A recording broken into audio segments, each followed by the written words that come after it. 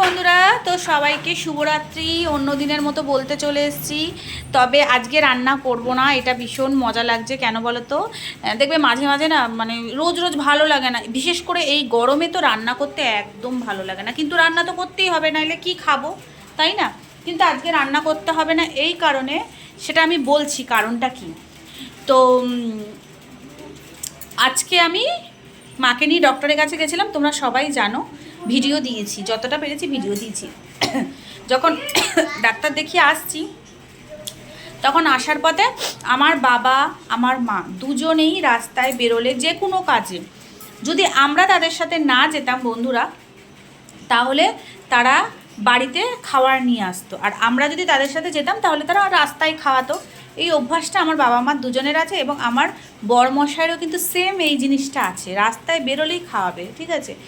তো যাই হোক, আজকেও মায়ের সাথে ডাক্তার দেখিয়ে যখন আসছি, মা আর আমি দুজনে মিলে একটু কাটলেট তারপর ওই কি ডিমের ডেভিল কাটলেট এগুলো খেয়েছি।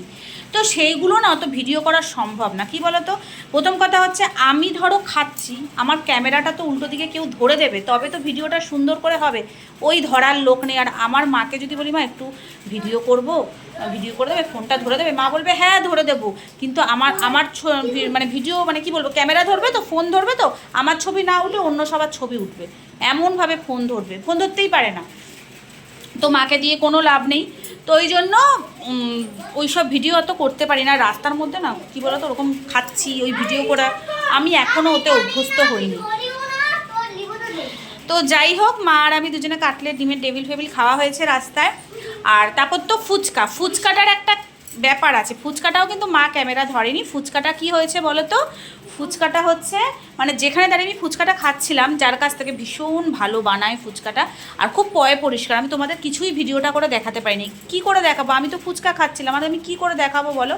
তবে যখন ফুচকা খাচ্ছিলাম তখন ফোনটা, মানে ওই ফুচকার যে গাড়িটা আছে সেই গাড়িটা না খুব পরিষ্কার, আর কোনো জল ঠল ছিল না, শুকনো, ওইখানে ফোনটা রেখে আমি ভিডিওটা অন করে ফুচকাটা খাচ্ছিলাম। তারপর তোমরা নিশ্চয়ই ভিডিও দেখলে বুঝতে পারবে, ভয়েস রেকর্ড করে, মানে ইনশটে ওটা আর কি সেট করে ছেড়েছি, বুঝেছো? তো এই হলো ব্যাপার। আর এবার বলি আসল কথা, যখন আমি বাড়ি আসছি তখন আমি ভাবলাম রাতে কি রান্না করব, একটু চিকেন নিয়ে যাই, তাহলে পাতলা। আর দুপুরে আজকে আমি ভাত খাইনি, রুটি খেয়েছি তরকারি দিয়ে, আর টক দই খেয়েছি, এই খেয়েই মার সাথে গেছিলাম।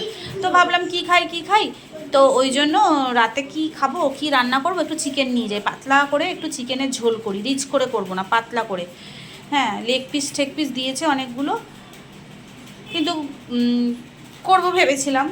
কিন্তু বরমাসে ফোন করে বলল যে কোনো রান্না করতে হবে না, সে হোটেল থেকে খাবার দাবার সব আনছে।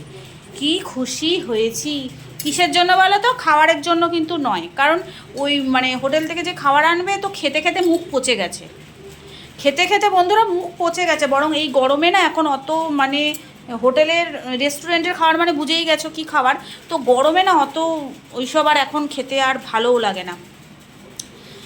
কিন্তু আনলে তো খাবোই। হ্যাঁ, তো খাওয়ার জন্য খুশি হয়েছি রান্না করতে হবে না, ওই জন্য। তুমি বলো, এই গরমে গ্যাসের সামনে দাঁড়িয়ে এখন খুন্তি নাড়ো, আর ইচ্ছা করে না। তো যাই হোক, একটা দিন তো রান্না করতে হলো না, বলো না? মাঝে মাঝে বরমশাইয়ের যখন ছুটি থাকে সেও রান্না করে দেয়। তো যাই হোক, এই দেখো ফ্রিজটা আমার জাম, দেখেছো? পুরো ফ্রিজ আমার জাম। এই দেখো চিকেন এনেছি, এই যে প্লাস্টিকে, ভেবেছিলাম এখন বার করে রান্না করব, তো কি মজা, রান্না করতে হবে না। তো যাই হোক, চিকেনটা তাহলে কালকেই করব। এখন কি করব? কিছুই করব না। এখন একটুখানি চলো, এই যে এসে হাত পা ধুয়ে একটুখানি বসেছিলাম এসি চালিয়ে, খুব গরম লাগছিল, তার সাথে একটু ভিডিও করছিলাম। এখন চলো, এই মানে রান্নাঘরও আমার পরিষ্কারই আছে যেহেতু, তবু এগুলো একটুখানি পরিষ্কার করে নিই। তারপর বরমাসাই দেখি কি খাবার আনছে, জমিয়ে বসে খাওয়া যাবে।